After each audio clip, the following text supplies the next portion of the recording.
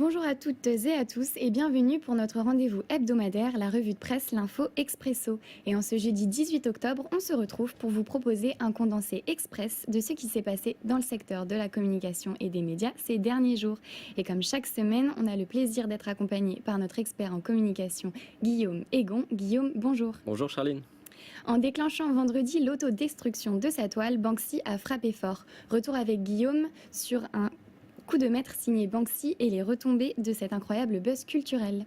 Et effectivement, vous en avez sans doute déjà entendu parler, c'était le 5 octobre dernier. La célèbre toile La fille au ballon du street artiste anonyme Banksy s'autodétruisait dans une salle d'enchères après avoir été estimée à plus d'1 million de livres. Rapidement après, des dizaines de grandes marques se sont appropriées le phénomène pour lancer une campagne de publicité éclair. Pour McDonald's, la réclame nous montre que ce sont même deux agences de communication qui ont lancé la même idée au même moment.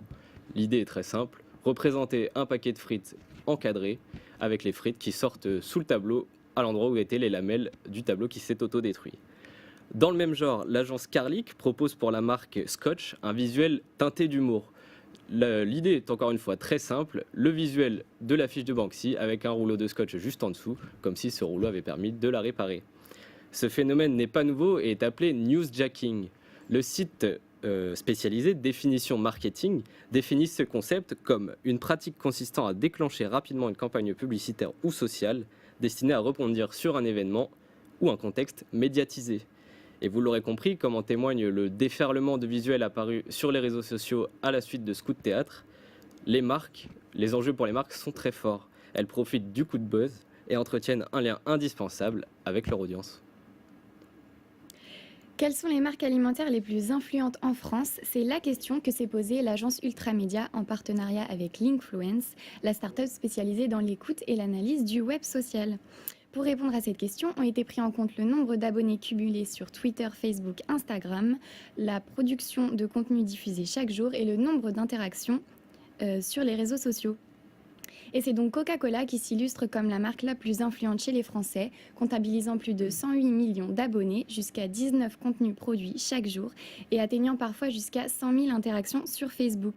Si l'on isole chacun des critères, Coca-Cola domine encore puisqu'elle est la marque de référence en expression et en relation client. Culture, réseaux sociaux, on vient de vous proposer un rapide tour d'horizon, mais que s'est-il passé, Guillaume, dans le monde de la presse dernièrement ?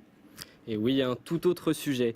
Dans une lettre adressée à la présidente de France Télévisions, Delphine Ernotte, l'ambassadrice d'Israël en France, Aliza Bin-Noun, a demandé l'interdiction et l'annulation de la diffusion sur France 2 d'un reportage envoyé spécial intitulé « Gaza, une jeunesse estropiée ».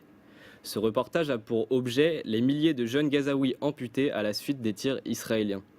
Dans cette lettre qu'elle a postée sur Twitter le jeudi 12 octobre dernier, la diplomate décrit le reportage comme, je cite, « susceptible d'inciter à la haine à l'encontre d'Israël et pouvant ainsi avoir des répercussions directes, notamment physiques, sur les Français de confession juive ».